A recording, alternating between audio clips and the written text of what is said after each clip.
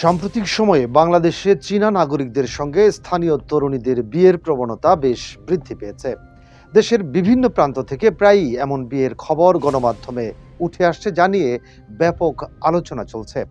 এই পরিস্থিতির প্রেক্ষাপটে বাংলাদেশে বসবাসরত ও ভ্রমণকারী নিজেদের নাগরিকদের সতর্ক বার্তা দিয়েছে চীনা সরকার।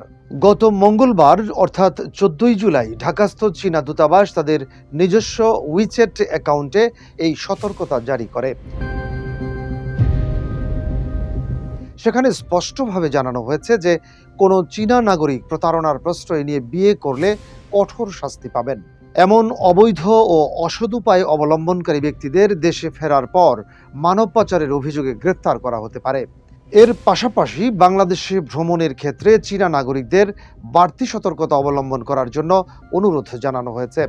বিশেষ করে ইন্টারনেটে সক্রিয় থাকা বিভিন্ন অনলাইন ম্যাচমেকিং বা পাত্রপাত্রী খোঁজার সংস্থাকে বিশ্বাস না করতে বলা হয়েছে।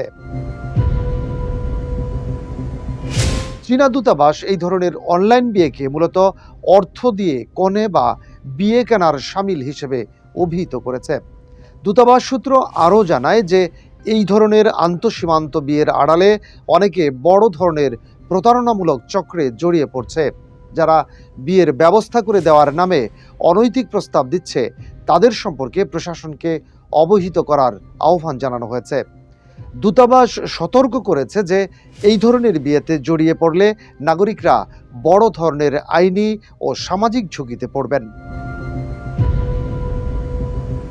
এছাড়া এর ফলে মানব পাচার, অপহরণ, নানামুখী হুমকি এবং বিশাল আর্থিক ক্ষতির মুখোমুখি হওয়ার প্রবল আশঙ্কা রয়েছে। চীন সরকার অবৈধ উপায়ে বিয়ে করাকে কঠোরভাবে দমন করতে এখন থেকে অনেক বেশি সক্রিয় ও বদ্ধপরিকর ভূমিকা পালন করবে।